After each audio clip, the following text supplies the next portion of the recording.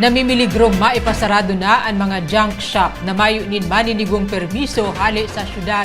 Sa Talakan Solid Waste Management Office, siyam na junk shop ang napag-aramang iligal sa rudigdi dekada nang nag-ooperar. May report si Norly Pitik Sanye. Favorable para sa mga nagnenegosyo ng junk shop ang toniladang basura na nakokolekta urual daw sa syudad. Pero napag-araman nakadaklan sa mga negosyong ini, konsideradong iligal ang operasyon. Ipigbiklad ni Alkalde Lene Robredo, 7 sana sa 16 na inspeksyong junk shop sa Naga ang igwang mayor's permit. Nagluwas ang datos sigon sa alkalde durante kan ginibong Solid Waste Management Council Board meeting. Di ko do aram na bawal. Di yata bawal pero ang findings ta and kinonfirm ini during the Solid Waste Management Council Board meeting kan si presidente kan junk shop owners. 16 ang junk shop sa Naga, 7 lang ang may mayor's permit. Piglinaw kan Solid Waste Management Office, dai nakakapasar sa waste management ang mga junk shop na nagkukuanin magkakanigong permiso kan negosyo. Kabali sa estriktong rekisitos, ang pagsunod kan regulasyon sa salud, kaligtasan asin kapalibutan.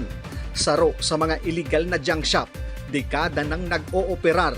Sigun ini, Sheila Rakadag, an Information Education and Communication Campaign Officer kan SWMO. Pigaan po syudad na malinig pero dawa po na sa junk shop sila sinasabi kaya po may proper man sila birang duman ng way ito paaga nila. Huli kan pa or utrong dai pagkomple sa rekisitos kan syudad. Nagsugo ang alkalde na ipasaralugod ang mga ini. So bawal mag-operate ang mayor's permit. Di ko aram sa city planning, di ko aram kung igong bagong findings, pero as of the last Solid Waste Management Council Board meeting, yaon si Presidente. Pig-confirm niya na 7 sana. So, ang instruction tagabos na may mayor's permit, dapat sarado yan. Dahil data nare-regulate.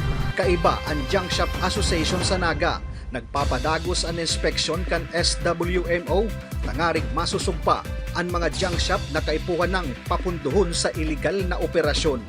Para sa Nagangunyan, Pitik Sanyel. Ika ako, kita Naga. Antabayan ang iba pang impormasyong may kinaaraman sa Lambang Nagenyo, ang Nagangunyan.